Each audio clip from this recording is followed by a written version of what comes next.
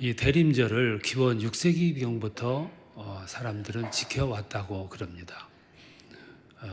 세상에 오시는 주님을 이 성탄절 전 4주간을 통해서 깊이 묵상하고 또 오시는 그 주님을 생각하는 거지요.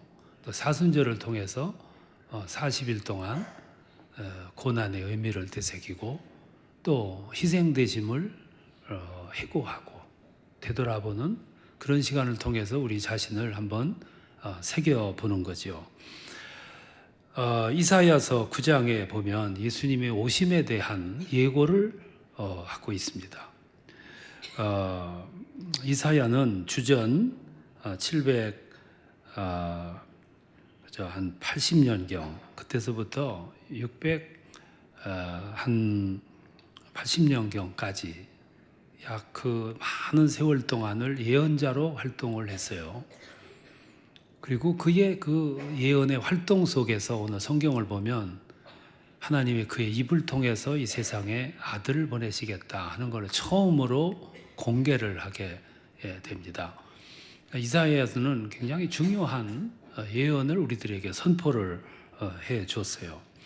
그러니까 이사야 때에 이 말씀이 전파가 됐다면 하나님은 메시아를 세상에 보내시는데 어느 날 즉흥적으로 보내신 것도 아니고 갑자기 보내신 것도 아니고 오랜 세월 동안 섭리하셨고 계획하셨고 그리고 준비한 것 가운데 세상에 이 메시지를 선포하시는 그런 하나님이다 하는 걸 우리가 발견을 하게 됩니다. 여기서 우리는 하나님이 보내시는 그 예수님은 어떤 역할을 하시고 어떤 뜻을 가지고 보내시는가 하는 것을 암시를 해주고 있는데 이사야 9장에서는 그렇게 설명을 하고 있어요. 장차 세상에 오시는 그 메시아는 어깨에 정사를 메었다 그랬어요. 정사라는 말은 큰 짐이라는 뜻입니다. 큰 사명이라는 뜻이죠. 그러니까 장차 세상에 오시는 예수는 십자가를 져야 되는 이 세상을 구원하기 위해서 져야만 하는 이 십자가라고는 아주 엄청난 사명, 짐을 져야 하는 분이다. 그걸 강조를 하고 있어요. 뿐만 아니라 그의 이름은 기묘자라 모사라 그랬는데 그 말은 오시는 그 예수는 십자가라는 그 큰 짐을 질 뿐만 아니라 그는 초월자다. 기묘자라 또는 모사라 하는 얘기는 전능자다, 초월자다 하는 그런 뜻을 포함하고 오시는 분이에요. 그러니까 그는 하나님의 아들이고 메시아라 그 말이죠. 엄청난 사명을 가지고 오는 것을 그렇게 표현을 해요. 그리고 요한복음 3장에서는 하나님이 그 예수를 세상에 보내시는 의도가 뭔가를 밝히세요. 그래서 여기 보면 그는 세상을 심판하려고 오는 것이 아니라 오히려 세상을 구원하려고 오신다 그랬어요. 그러니까 하나님이 예수님을 세상에 보내시는 의도가 아주 분명한 거죠. 우리는 이런 하나님이 어떤 하나님인가를 알 필요가 있어요. 이 하나님은 분명 질서의 하나님입니다. 계획의 하나님이고 섭리의 하나님이에요. 그래서 그 하나님은 질서를 존중하시는 분이기 때문에 오늘 우리들에게 굉장히 고도의 질서의 삶을 요구하시기도 해요. 성경을 보면 말씀이 많이 나오는데 그 말씀 내용들 보면 우리에게 그걸 강조하는 말씀을 합니다. 여러분 질서라는 게 뭐냐면은 질서는 나보다도 너를 위한 배려, 너를 위한 악센트가 강한 정신이 들어있는 것이 질서예요. 질서는 너를 배려하고 너를 우선하고 너를 해량하는 마음이 거기 들어있어요. 너를 배려하는 것이 곧 나를 배려하는 거예요. 질서의 정신이 그렇습니다. 그래서 성경에 보면 율법을 많이 강조하는데 그 율법의 정신이 뭐냐면 대부분 너예요. 예수님 산상수훈에서 그토록 강조하신 내용의 초점도 너입니다. 내가 배려를 입어야 되고 내가 사랑을 입어야 되고 내가 승리해야 되고 내가 복을 받아야 되고 그러면 너에게 주어졌던 그 은혜들이 곧 나한테 오는 거죠. 이게 율법의 정신이고 이 성경에서 말씀하는 정신이기도 합니다. 여러분 이 세상에서 가장 중요한 법이 하나 있다면 그게 상식의 법입니다. 상식이 굉장히 중요한 거예요. 상식이 있는 곳에 질서가 있습니다. 배려가 있습니다. 그리고 아주 조화가 잘 이루어지고 그리고 거기에 가장 좋은 그런 존중이 나타나게 되는 거죠. 여러분 상식이 없는 사회, 공동체, 가정, 교회 상상을 해보세요. 어떤 결과가 나오겠어요? 상식이 없으면 질서가 없고요. 상식이 없으면 배려가 없고 상식이 없는 곳에 갈등이 조장될 수밖에 없는 거죠. 상식이 결여된 가정, 상식이 결여된 사회, 상식이 없는 공동체, 그거 정상일 리가 없는 거죠. 그러니까 갈등과 불화가 나타날 수밖에 없는 거죠. 북한이라는 사회를 우리가 간접적으로 들어서 알고 있어요. 보면 그 사회는 지극히 상식이 없습니다. 결여되어 있어요. 그러니까 핍박이 주어지고 압박이 주어지고 공포가 조성이 되는 거예요. 상식이 결여가 된 거죠. 가정도 그렇고 어느 공동체든지 마찬가지라고 볼 수 있죠. 그래서 하나님은 오늘 우리들에게 이걸 요구하시는 거예요. 상식을. 하나님 자신도 상식을 존중하시고 질서를 존중하시고 우리에게도 그거를 요구하신다 이 말씀이에요. 여러분 교회는 미덕의 공동체입니다. 지극히 세련된 미덕이 존재하여야 하는 공동체예요. 그래서 성경 말씀하는 것처럼 그 미덕을 발휘할 때 세상으로부터 칭송을 받게 되고 그 칭송은 곧바로 뭘로 이어지냐면 배려로 이어져요. 그래서 세상에 공헌하게 되고 세상은 교회에 여러분 많은 열매를 가져다가 주잖아요. 근데 오늘 교회들이 이 미덕의 공동체를 자꾸만 잃어버려요. 질서도 잃어버리고요. 근데 그 결과 어떤 내용들이 자꾸 찾아오냐면 세상으로부터 교회가 자꾸만 따돌림을 받고요. 질시를 받는 거예요. 왜냐하면은 상식이 결여되어 있기 때문에 그렇고 상식이 결여되다 보니까 미덕이 안 이루어지는 겁니다. 오늘 우리 먼저 믿은 신앙인들이 미덕을 발휘할 수 있어야 사람들이 자꾸 그 모습에 감동이 따라오는데 그 미덕이 따라가지 않기 때문에 자꾸만 사람들이 멀어지는 거예요. 먼저 믿은 부모들이 미덕을 창조하지 못하기 때문에 젊은 세대들이 자꾸만 떨어져 나가는 거예요. 어떤 부인은 아침 새벽에 일찍이 나와가지고 나올 때 쓰레기 봉투를 가지고 오다가 옆집에다 갖다 살짝 놓고 새벽기도 갔다고 그러는데 지극히 상식이 결여된 행동이거든요. 그러니까 앞뒤가 안 맞잖아요. 그러니까 이 세상으로부터 자꾸만 이 질시를 받는 거예요. 상식이 뭡니까? 상식은 흐름이에요. 정직함이거든요. 배려입니다. 조화예요. 지극히 앞뒤가 맞는 일관성 있는 행동이 상식이라고요. 거기에 여러분 질서가 있잖아요. 그러니까 이 미덕의 공동체에서 이 질서를 잃어버리고 미덕을 잃어버리기 때문에 그 갈등이 유발이 되고 생명력이 약화될 수밖에 없는 거지요. 그래서 1901년도에 장로교 공의회에서 7대 신앙 지표라는 것을 발표했습니다. 7가지 신앙의 덕목을 발표를 했어요.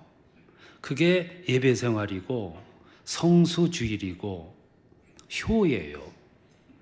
그리고 네 번째가 일부 일처제도예요. 그리고 더 나가서 전도하는 것을 미덕으로 삼았다고요. 그리고 근면이었어요. 마지막 7번째가 뭐냐면은 금주 금연이었다고요. 하도 부작용이 많으니까 이 공동체의 미덕을 위해서 이제 그렇게 했으면 지켜야 되는데 안 지키니까 1914년도에 가가지고 직분자는 금주 금연이 필수였어요. 그만큼 질서를 강조했다고요. 왜냐하면 부작용이 너무 크잖아요. 여러분, 부작용 가운데요, 방화 사건, 익사 사건이요, 80%가 음주에서 온다고 그래요. 그리고 폭력은 60%가 음주에서 오고 자살 사건은 30%가 음주에서 온다는 거예요. 하나님은 오늘 우리들에게 가장 강조하면서 성경에서 말씀하시고 율법을 통해서 우리에게 말씀하시잖아요. 그게 뭐냐면 질서입니다. 질서는 너를 위한 배려예요. 질서의 정신, 율법의 정신은 먼저 너예요. 너에 대한 배려, 조화, 균형. 이게 얼마나 중요한 겁니까? 내가 조화를 받고 내가 배려를 받을 때 그것이 곧 나한테 돌아오는 거예요. 내가 복을 받고 내가 은혜를 입고 내가 승리하여야 그것이 결국은 나한테 오는 거예요. 하나님은 어떤 하나님이냐면 배려하시는 하나님이에요. 질서의 하나님이세요. 우리에게 그걸 또 요구하시는 거죠. 근데 막 질서가 깨져요. 그러면 그 다음에 어떤 모습으로 나타나시냐면 하나님은 심판의 하나님으로 나타나시는 거예요. 하나님은 기다림의 하나님이고요. 용서의 하나님이세요. 얼마만큼 기다리냐면은 하루가 천년같이 기다리시는 거예요. 그 심정으로 기다리시는 거예요. 그런 모습을, 그 마음을 어디서 표현했냐면 탕자의 모습에서 표현을 하셨어요. 탕자가 집을 나가요. 아버지를 배신하고 집을 나가요. 타락해요. 그래도 아버지는 괘씸했지만 문을 닫지를 않아요. 문을 열어놓고 언젠가 돌아올 아들을 위해서 하염없이 기다려요. 그게 하나님의 모습이에요. 하나님은 막 두드려 부수고 그 심판만 하시는 하나님이 아니고 심판하시기 전에는 기다리시는 하나님이에요. 하염없이 문 열어놓고 기다리시는 거죠. 그런데 그 문이 언제까지 그렇게 열려 있냐면 그거는 아니죠. 하나님의 때가 되면 문이 닫히는 거죠. 문이 닫히면 어떤 현상이 일어나느냐? 한 번 닫히면 용서가 없는 거지요. 열 장사가 없는 거예요. 그런 모습을 성경에서 뭐에 표현했냐면은 열처녀 비유에서 공개하셨어요. 열처녀가 여러분 혼인집에 들러리들이잖아요. 신랑을 기다려요. 안 옵니다. 늦게 옵니다. 그러니까 지쳐버렸어요. 지쳐서 잠자던 여인 5명은 등불이 꺼져가는 건지도 모르고 잠을 자다가 등불 꺼져가니까 기름 사러 갔다가 그 사이에 온 신랑이 나머지 5명만 들어가가지고 문을 닫아버렸어요. 그리고 나중에 와가지고 문을 열어달라니까 너 누구냐? 나는 너를 모른다. 그 끝이거든요. 다시 그 문은 안 열리는 거예요. 하루가 천년같이 그렇게 기다리시지만 어느 순간 문이 딱 닫혔다. 하나님의 결단이 이루어졌다. 하나님의 심판이 이루어졌다면 누구도 그 문을 열 수가 없는 거지요. 우리는 때로 하루가 천년같이 기다리시는 하나님의 인내, 사랑, 포용력 이걸 우리가 생각하지만 또 한편 하나님의 때가 돼서 문이 닫혔다 하면 용서와 정상 참작이 없는 이 사실도 우리들이 기억해야 되거든요. 여러분 심판의 모습이 성경에 많이 나오잖아요. 바벨탑 사건을 보십시오, 여러분. 산산조각을 내세요. 완전히 무너져 버려요. 누가 그걸 떠받치고 있습니까? 소돔 고모라 보세요. 그냥 태워버리고요. 노아 때는 그냥 쓸어버렸어요. 누가 거기서 거역을 하고 막을 수 있냐 이거죠. 이 하나님에게는 두 얼굴이 있어요. 하나는 사랑의 얼굴이고 또 하나는 매를 드시는 공의의 하나님이세요. 우리 집안에서는 그 모습이 어머니와 아버지로 나뉘어요.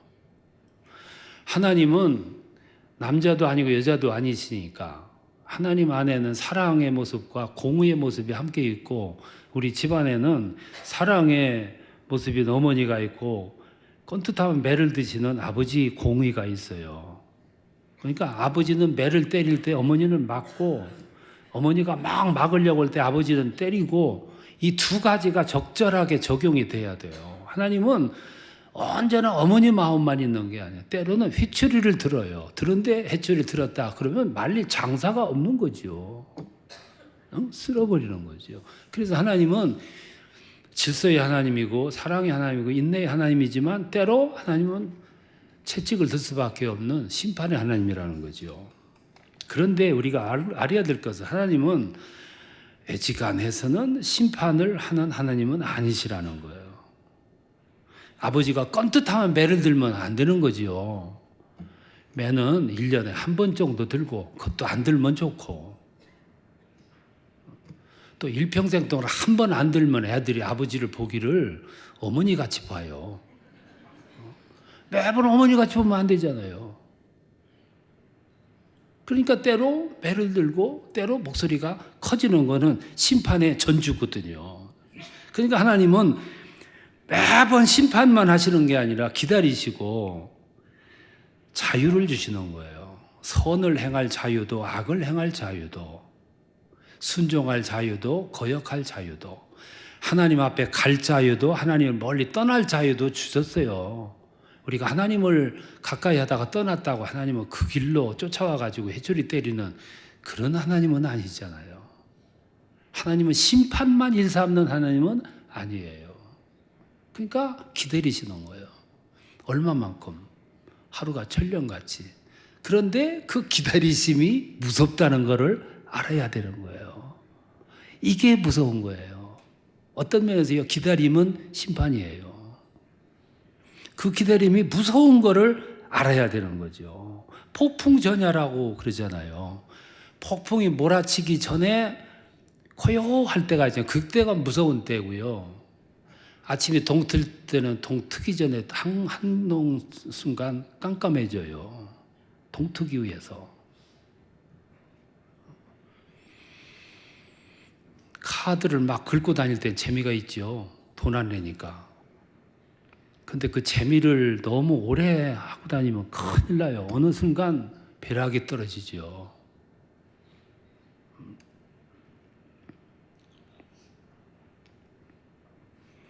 이 다음에 언젠가 책임을 물으실 때가 올 텐데 그때는 낭패가 오는 거죠. 그래서 기다릴 때가 조심스러운 거고요. 자유가 주어질 때가 조심해야 될 때예요. 언젠가는 자유에 대한 책임을 물을 거니까요. 소돔의 책임을 물을 때 보시라고요. 아담 시대의 책임을 물을 때 보시라고요. 사울에게 책임을 물으실 때 보시라고요. 이세벨에게 책임을 물으실 때 누가 그 앞에 서요? 지금도 기다리고 계세요. 지금도. 이 기다림이 굉장히 무서운 심판이에요. 그러니까 아무 표시 없이 그냥 기다리시니까 그냥 마음 놓고 막 또 일 저지르고 다니는데 언젠가 내가 긁었던 카드 값을 내야 될 때가 와요. 그걸 어떻게 모면을 합니까? 내가 한 행동 그대로인데. 그 하나님은 질서의 하나님이시고 심판의 하나님이시기도 해요. 근데 하나님의 진면목은 또 하나 돼 있어요. 그게 뭐냐면은 기회를 주시는 하나님이세요. 이게 하나님의 진면목이에요. 성경을 보면 많은 약속들이 있습니다. 그래서 신약이라 그러고 구약이라고 그래요. 약속의 책이라는 뜻이죠. 수많은 약속들이 성경에 들어있어요. 근데 그 많은 약속들 가운데 가장 큰 약속이 뭐냐면 장차 예수를 세상에 보내실 거다. 그 약속이 가장 큰 약속이에요. 그게 구약 성경의 주제고 신약 성경의 주제예요. 오시리라 한 예수의 예언이죠. 이사야 9장에 보면 이사야 입을 통해서 보라 앞으로 처녀가 잉태하여 아들을 낳을 것인데 그 이름이 예수라 임마누엘이라. 아주 분명해요. 그 약속의 초점이 뭐냐 하면은 회복이에요. 그야 임마누엘을 왜 보내느냐 하면은 세상을 회복시키기 위해서 보낸다 이 말씀이에요. 그리고 오늘 읽은 요한복음 3장 17절에 보면 하나님께서 그 예수를 세상에 보내심은 세상을 심판하려 하심이 아니라 구원하려 하심이라. 그게 무슨 뜻이냐면 하나님이 세상을 심판하는 것만 능사는 아니에요. 심판하시기 전에 다시 기회를 주시는 거예요. 그 기회는 뭐냐? 회복할 수 있는 기회예요. 누구든지 그를 믿으면 심판받는 게 아니고 멸망하는 게 아니라 구원을 받으리라. 회복할 수 있는 기회를 주신다 그 말이죠. 이것이 이 세상을 향하신 하나님의 마음이에요. 그래서 우리들이 이렇게 열심히 신앙생활하는 이유가 회복하기 위해서 하는 거예요.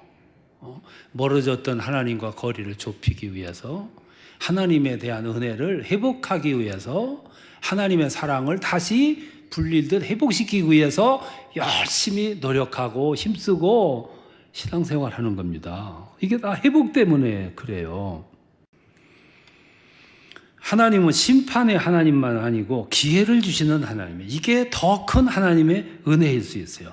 하나님이 세상에 예수님을 보내시기로 작정했고 700년 전부터 선포하셨고 그 예수를 또 요란스럽게 보내 십자가에 못 박혀 죽게 해 제물 삼으셔.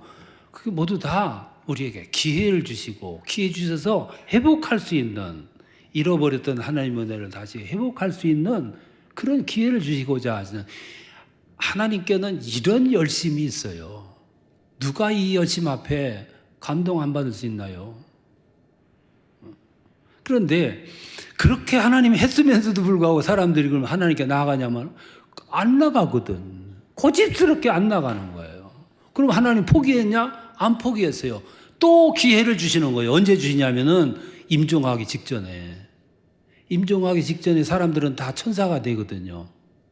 마음이 옛날로 돌아가거든요. 순전해지니까 그때 후회하게 만드시는 거예요. 그게 하나님이 마지막에 주시는 은혜라고요. 호주의 브루니 웨어라고 하는 분이 간호사인데 이분은 특수한 간호사예요. 임종 3개월 남은 그런 환자들을 돌보는 간호사예요. 근데 이 간호사가 임종 3개월이니까 사람들이 다 순전해졌고 그때는 모두 이제 종말을 눈앞에 두고 하나님에 대한 눈이 뜰 때예요. 그때 사람들은 다 진솔한 이야기들을 고백을 합니다. 그 진솔한 이야기들만 묶어서 책을 한 권 썼어요. 그 책이 죽음을 목전에 둔 사람들이 가장 많이 하는 후회라는 제목이에요.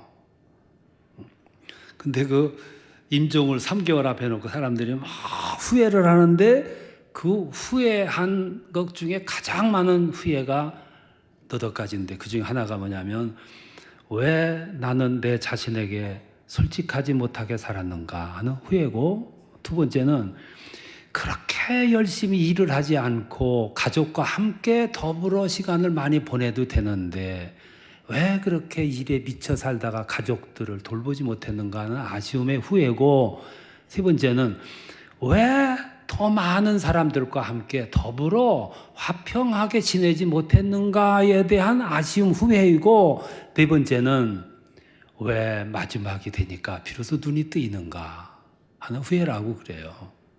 진작 눈이 떴더라면 더 많이 보았고 더 많이 베풀었고 더 많이 나누었고 하나님과 더불어 함께 살았을 텐데 왜 마지막에 와가지고 눈이 뜨이는가, 아쉬움 후회.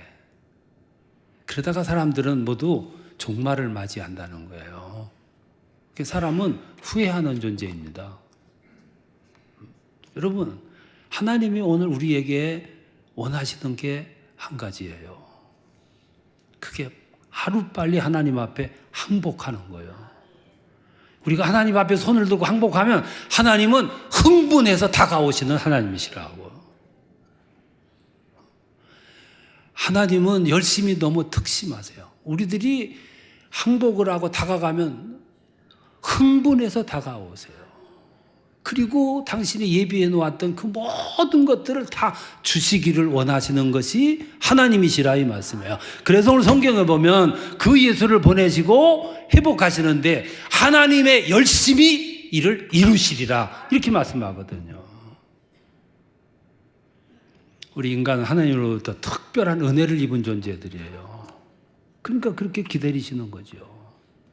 그때 가면 활짝 문을 열어놨을 때 들어갈 때 주님은 두 팔 벌려 영접하시는 하나님의 영광, 이 영광을 힘입고 여러분 주님과 더불어 가까이에서 한 마음으로 동행하며 그렇게 살아가는 그런 축복이 함께 하시기를 축원합니다.